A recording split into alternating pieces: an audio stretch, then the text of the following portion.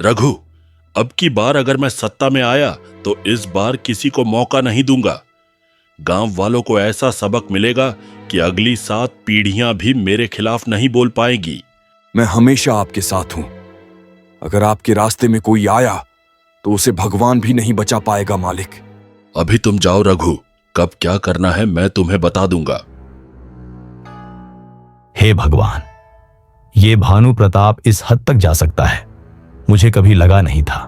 मुझे गांव वालों को इस षड्यंत्र के बारे में बताना ही होगा, नहीं तो ये गुंडा रघु सबको मार देगा। आखिरकार मैं भी तो इसी गांव का आदमी हूं।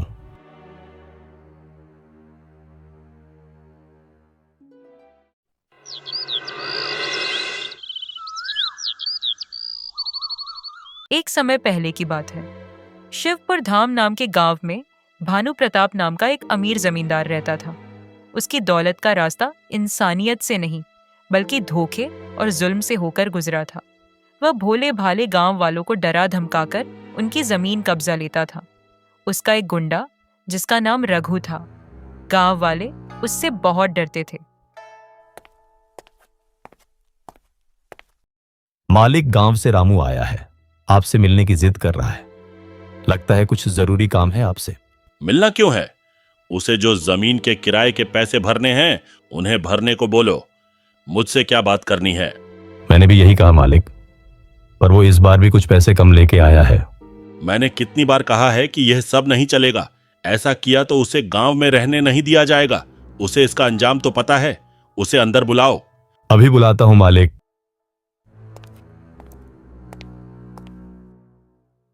प्रणाम जमींदार जी।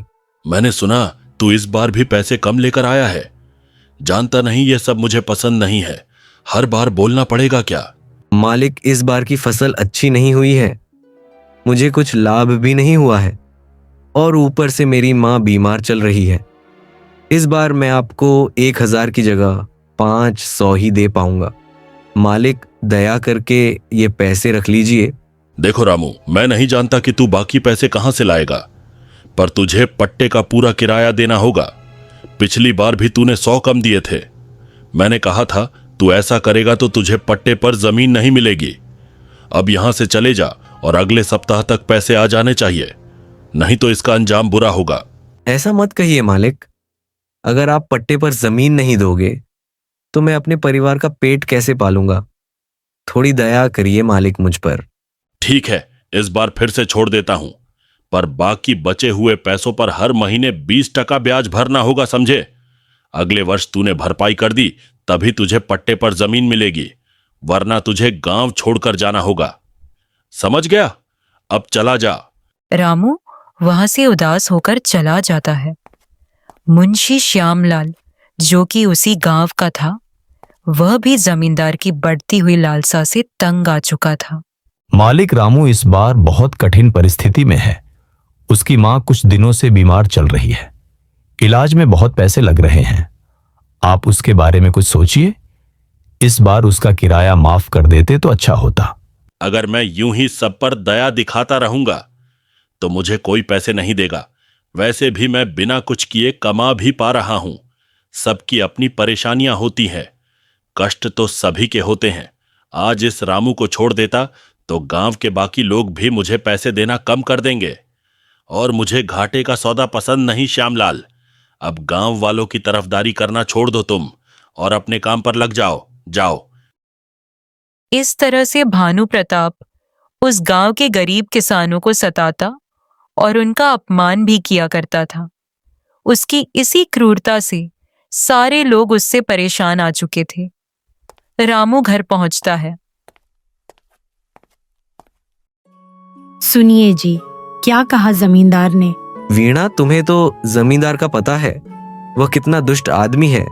उसने मुझे बाकी पैसे अगले हफ्ते तक देने को कहा है, वरना फिर बाकी बचे पैसों पर 20% ब्याज देना पड़ेगा। हे भगवान, हमें उस जमींदार से बचा ले।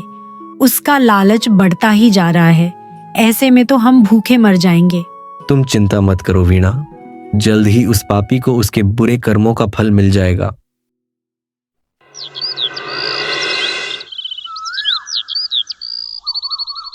कुछ दिनों के बाद गांव के लोगों ने जमींदार से परेशान होकर एक दिन गांव में बैठक बुलाई जिसमें गांव के बड़े बुजुर्ग और सरपंच भी शामिल होते हैं। मेरे पास एक फूटी कौड़ी तक नहीं है। जितना भी पैसा कमाता हूं वह उस भानु प्रताप को देना पड़ता है। मुझे समझ नहीं आ रहा मैं अपनी पत्नी और बच्चों की परवरिश कैसे करूंगा, और ऊपर से मेरी माँ बीमार चल रही है। उनके इलाज के लिए भी तो पैसा चाहिए होता है। रामू, ये सिर्फ तुम्हारे साथ ही नहीं हुआ, गांव के कई किसानों के साथ उसने यही किया है। उसने चालाकी से हमारी जमीन हड़प ली, हमारे नाम कुछ भी नहीं छोड़ा। इसीलिए हमें उसके इशारों पर चलना पड़ रहा है। इस तरह से तो हम बर्बाद हो जाएंगे। क्या हम इससे बच नहीं सकते? हमें इसका कोई ना कोई हल तो निकालना ही पड़ेगा। हम आखिर यह सब कब तक सहन करेंगे? हमारा जीवन उसी पर निर्भर है भाई। उसकी कृपा रही तो हम गांव में रह पाएंगे, वरना वो हमारा घर भी कर्ज के भुगतान के रूप में अपने नाम करवा लेगा और हमें गांव से भी निकाल देगा। और उसका गुंडा रघु हमें जान से मार भी सकता है। अब ये सब नहीं चलेगा। हम सब चुपचाप उसका कहा मानते हैं, इसीलिए उसकी हिम्मत बढ़ गई है। लेकिन आज के बाद यह नहीं होगा। हमें किसी भी हाल में उससे अपनी जमीन वापस लेनी ही होगी। पर यह हम सब कैसे करेंगे? भानु प्रताप बड़ा ही दुष्ट आदमी है। यदि हमने उसका विरोध किया तो वह हमें गांव से निकाल देगा। उसे उलझना ठीक नहीं है भाई। रामू, अगर आज हमने कुछ कदम नहीं उठाया तो हमें जीवन भर के लिए उसके गुलाम रहना पड़ेगा। सब एकजुट रहेंगे तो वो हमारा कुछ भी नहीं बिगाड़ सकता। जमींदार ने जो जमीन चालाकी से हड़प ली है उसे हम वापस लेके रहेंगे। मैं उसका सामना करने के लिए तैयार हूं। डर कर रहेंगे तो भूखे मरेंगे। सही कहा मोहन तुमने। हमें उससे अपनी जमीन वापस लेनी पड़ेगी। हम कल ही उसके पास चल के हमारी जमीन चुपचाप हमें वापस करने के लिए कहेंगे। तुम सब कल हवेली चलने के लिए तैयार रहना। आप लोग डर क्यों रहे हैं? वो जमीन हमारी खुद की जमीन है और हम वह जमीन वापस लेकर रहेंगे, चाहे इसके लिए हमें अपनी जान ही क्यों ना देनी पड़े। मैं नहीं रुकने वाला। मैं उसका सामना करने के लिए तैयार हूं। डर कर रहने से अच्छा है अपने हक के लिए आवाज उठाना। मैं तुम्हारे साथ हूं मोहन भाई। सभी गांव वाले मिलकर यह फैसला करते हैं कि वे सब अगले दिन जमींदार की हवेली में जाकर अपनी जमीन वापस मांगेंगे। इस तरह मोहन और सभी गांव वाले दूसरे दिन भानु प्रताप की हवेली में जाते हैं और अपनी जमीन लौटा आने की मांग करते हैं। जमींदार, तुमने हमारे साथ अन्याय किया है। गांव वालों की जमीन वापस कर दो जो तुमने हमसे धोखे से हड़प ली है। तेरी इतनी हिम्मत मोहन, जो तू गांव वालों को मेरे विरुद्ध भड़काकर यहां लेकर आ गया। तुझे तो मैं देख लूंगा, इसका अंजाम बुरा होगा। तुमने धोखे से हमारी जमीन हमसे छीनी है और अब तुम हर साल ब्याज की दर बढ़ा देते हो। इस तरह हमारे पास तो एक पैसा नहीं बचता है। सारा पैसा तुम्हें देना पड़ता है। अब ये तुम्हारी मनमानी नहीं चलने वाली। हमारी जमीन हमें वापस कर दो, नहीं तो हमें अच्छे से सबक सिखाना आता है। तुमने इतने सालों से गांव वालों पर बहुत जुल्म किए है। देख लिया ना तुमने सबका आक्रोश। मेरे एक इशारे पे ये सब तुम्हें जिंदा गाड़ देंगे। अभी भी वक्त है, हमें हमारी जमीन वापस कर दो। ये सब तो बहुत गुस्से में लग रहे हैं। इनसे उलझना आपके लिए सही नहीं है। आप एक काम करिए, इस समय आप इन लोगों को कुछ कह के यहां से भेज दीजिए। उनके इरादे मुझे कुछ ठीक नहीं लग रहे हैं। तुम सही कह रहे हो श्यामलाल, मुझे भी ऐसा ही लग रहा है। ये तो कुछ ज्यादा ही गुस्सा लग रहे हैं। इन सब को मैं बाद में देख लूंगा। अभी रघु भी यहां नहीं है। ठीक है, शांत हो जाओ। मैं इसका कोई हल ढूंढ लूंगा। मुझे 2 दिन का समय दो, मैं सोचकर बताता हूं। हम तुम्हें 2 दिन का समय देते हैं। हमारी जमीन हमें वापस नहीं मिली तो देख लेना। कह तो रहा हूं मोहन कि 2 दिन का समय दो, इसका हल निकाल लूंगा। अभी तुम सब अपने अपने घर चले जाओ। सभी गांव वाले वहां से चले जाते हैं। रात के समय भानु प्रताप अपने गुंडे रघु को कुछ बोल रहा होता है। क्या हुआ मालिक? कैसे बुलाना हुआ? रघु, उस मोहन का कुछ करना होगा। उसने सारे गांव वालों को मेरे खिलाफ कर दिया है। उसे रास्ते से हटाना होगा। मेरा डर गांव वालों के जहन से नहीं जाना चाहिए। उस मोहन की इतनी हिम्मत जो आपके खिलाफ गांव वालों को भड़काया। ठीक है मालिक, जैसा आप कहोगे वैसा ही होगा। उसको आपके खिलाफ बोलने का अंजाम भुगतना पड़ेगा।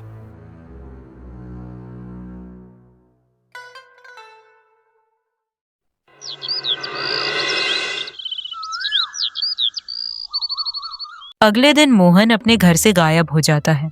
उसकी पत्नी परेशान होकर गांव वालों को बताती है। सभी गांव वालों का यही मानना था कि मोहन को उस भानु प्रताप के गुंडे रघु ने ही गायब किया होगा, क्योंकि वह पहले भी कई बार ऐसा कर चुका था। उसके रास्ते में जो भी दखल देता उसका यही अंजाम होता था। देखा काका, मैंने मोहन से पहले ही कहा था कि वो भानु प्रताप बहुत ही कपटी है। उसने मोहन के साथ पता नहीं क्या किया होगा। अब हमें उससे कोई भी नहीं बचा सकता है। हमें चुपचाप ही उसकी गुलामी करनी पड़ेगी। मेरी तो भगवान से यही प्रार्थना है कि मोहन भाई सही हालत में हो। बेटा, सच्चाई ज्यादा दिनों तक नहीं छुप पाती। थोड़े दिनों में पता लग ही जाएगा और वो जमींदार ज्यादा दिनों तक बच नहीं सकता। मोहन की पत्नी और गोपाल काका गांव के पुलिस चौकी में रिपोर्ट दर्ज कराने जाते हैं। क्या बात है गोपाल जी, आज चौकी कैसे आना हुआ? साहब, कल रात से मोहन घर से गायब है। गोपाल काका पुलिस को सारी बात बताते हैं। आप घबराइए मत, हम जल्द ही आपके पति को ढूंढ लेंगे। आपको किसी पर शक तो नहीं है? हाँ साहब, पिछले कल गांव वाले और मेरे पति जमींदार की हवेली में गए थे। वहां उनके और जमींदार के बीच बहस हुई थी और जमींदार ने उन्हें धमकी भी दी थी। ठीक है, अब आप घर जाइए, हम पता लगा लेंगे।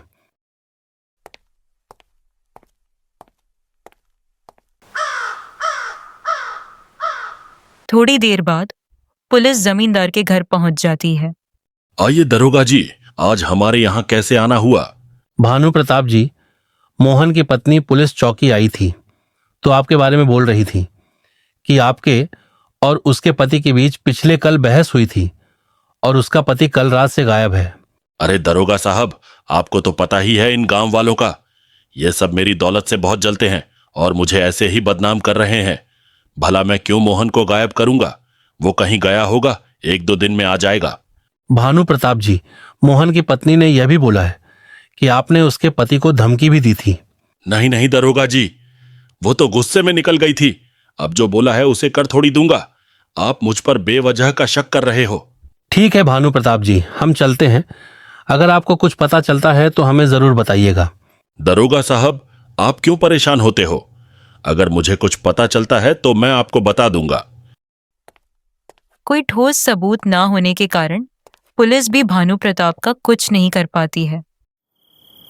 उसी रात गांव के पास के जंगल में एक झोपड़ी में मोहन आंखें खोलता है। वह बुरी तरह घायल पर जिंदा था। पास में एक बूढ़ा व्यक्ति उसकी देखभाल कर रहा होता है। बाबा, ये कौन सी जगह है और मैं यहाँ कैसे पहुंचा? बेटा, ये विरसा गांव है। बेटा, मुझे तुम 2 दिन पहले नदी के पास बेहोश पड़े मिले थे। तुम काफी चोटिल थे। कौन है वो लोग जिन्होंने तुझे ऐसा मारा? बाबा, मुझे कुछ याद नहीं है। मैं उस दिन घर की तरफ जा रहा था, पर पीछे से किसी ने मेरे सिर पर लाठी से वार किया। उसके बाद मुझे कुछ भी पता नहीं चला। मैं उसे देख नहीं पाया हूं, पर मुझे शक है ये सब उसका ही किया धरा होगा। किसका बेटा?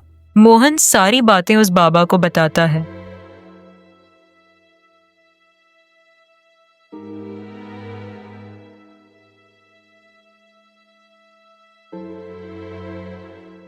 जमींदार भानु प्रताप गांव के किसानों का शोषण कई सालों से करता आ रहा है और उसने सारे गांव वालों की जमीन धोखे से अपने नाम करवा ली है। हम सब उससे अपनी जमीन वापस मांगने उसकी हवेली गए थे। मुझे आवाज उठाने की सजा दी गई है। मुझे लगता है मेरे सिर पर लाठी उसके गुंडे रघु ने ही मारी है। अगर तुम सच और न्याय के लिए लड़ रहे हो तो अब पीछे मत हटना। मैं भी तुम्हारी मदद करूंगा। तुम जरूर उस जमींदार से अपनी और गांव वालों की जमीन वापस ले पाओगे।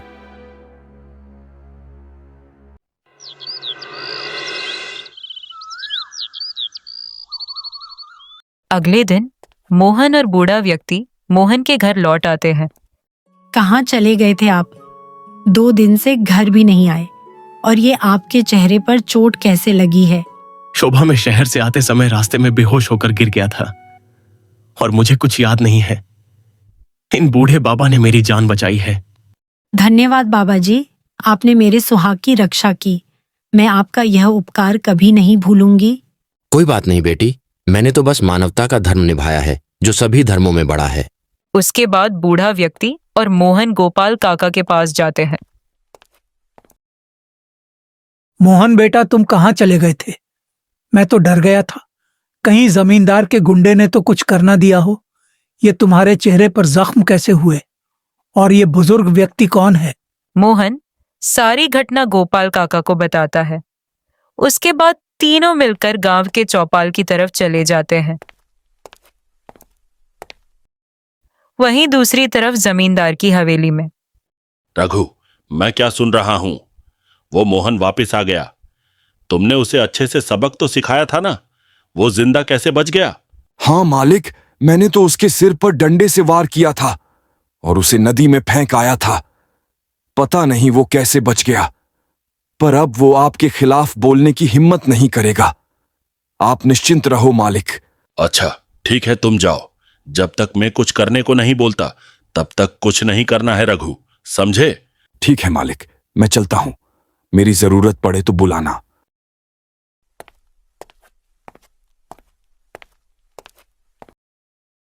तुम जिंदा हो मोहन भाई, मैं तो डर गया था। भगवान का लाख लाख शुक्र है तुम वापस आ गए। हाँ भाई, मैं मरा नहीं हूं। अब इस जुल्म को खत्म करने का समय आ गया है और अब हम अकेले नहीं हैं, हमारे साथ ये बाबा भी हैं। अब सीधा लड़ना मतलब खुद को खतरे में डालना। हमें कुछ ऐसा करना होगा कि वो जमींदार खुद डर जाए और हमें जमीन लौटाने पर मजबूर हो जाए। भानु प्रताप की सबसे बड़ी कमजोरी है उसका नाम, उसका डर और उसका घमंड। अगर गांव वाले उसका कहना मानने से मनहा और उससे डरना बंद कर दे तो उसका हौसला तोड़ा जा सकता है। उसका हौसला तोड़ने के लिए हमें सबसे पहले उसके गुंडे रघु को किसी भी हालत में पुलिस के हवाले करना होगा। फिर उसके बाद हम हवेली के सारे नौकर और नौकरानियों को हवेली जाने से रोकेंगे। काका, हवेली के सारे नौकर इसी गांव के हैं। वो भी जमींदार से परेशान हैं। वो तो सिर्फ रघु के डर से वहां काम करते आ रहे हैं। तब तो हमारा काम और भी आसान हो जाएगा। उसके बाद सारे किसान भाई जमींदार की जमीन में खेती करने से इनकार कर देंगे। ये हमारा जमींदार के ऊपर तीसरा बड़ा हमला होगा। इससे उसकी सारी अकड़ ठिकाने पर आ जाएगी। उसकी बीबी और बेटा भी अब भी घर में नहीं है। यही अच्छा मौका है उसे सबक सिखाने का। हम सब कल रघु को पकड़वाने की चाल बनाएंगे। एक बार रघु पकड़ में आ गया तो समझो हमारा आधा काम हो गया। गांव वाले बहुत गुस्से में थे, लेकिन इस बार वे सीधे लड़ने के बजाय सोच समझकर चाल चलते हैं।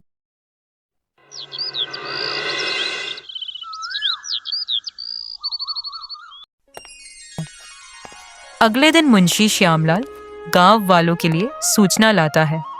मोहन, जमींदार जी ने तुम्हें और गांव के कुछ और लोगों को हवेली में बुलाया है। मुंशी जी, भला जमींदार ने हमें हवेली क्यों बुलाया है? जमींदार ने निर्णय किया है कि वे तुम सबकी जमीन वापस तुम्हें देंगे। ठीक है, तुम जल्दी हवेली आ जाना, मैं चलता हूं। कुछ देर बाद मोहन और बाकी लोग जमींदार की हवेली में पहुंच जाते हैं। आज से तुम सब अपनी जमीन के असली मालिक हो। मैं अपनी गलती स्वीकार करता हूं। अब मैं चाहता हूं कि मैं भी इसी गांव का हिस्सा बनूं, न कि मालिक। मैंने तुम लोगों पर सालों से बहुत अत्याचार किया है। हो सके तो मुझे माफ कर देना। गांव वाले हैरान थे। मोहन को जमींदार के बदले हुए व्यवहार पर शक हो रहा था। मोहन और बाकी लोग जमीन के दस्तावेज लेके वहां से चले जाते हैं।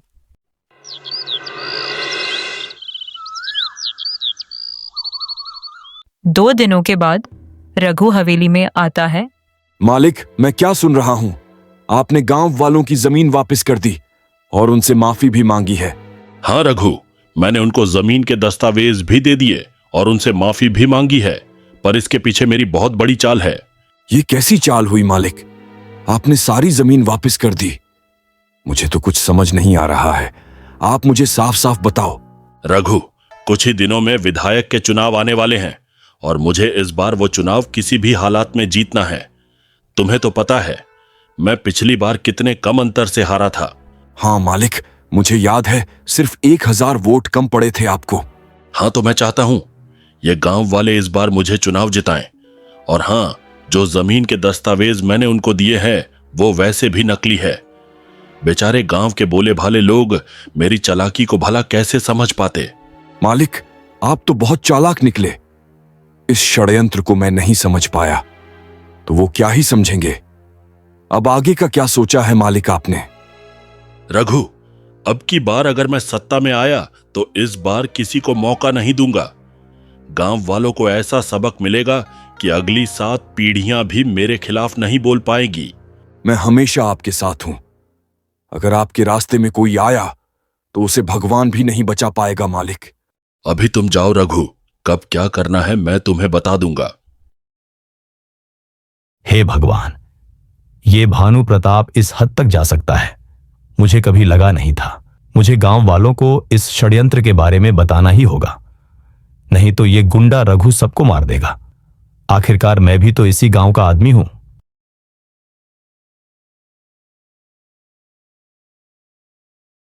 मुंशी श्यामलाल को भानु प्रताप की इस घिनौनी चाल के बारे में पता लग जाता है। वह निर्णय करता है कि वह इसके बारे में गांव वालों को बता देगा और अब से हवेली में काम करना भी छोड़ देगा। मुंशी श्यामलाल जमीन के असली दस्तावेज भी अपने साथ ले जाता है और गांव वालों को जमींदार की चाल के बारे में बताता है। मुझे तो पहले ही उस जमींदार पर शक हो गया था जब उसने जमीन लौटाने की बात कही थी।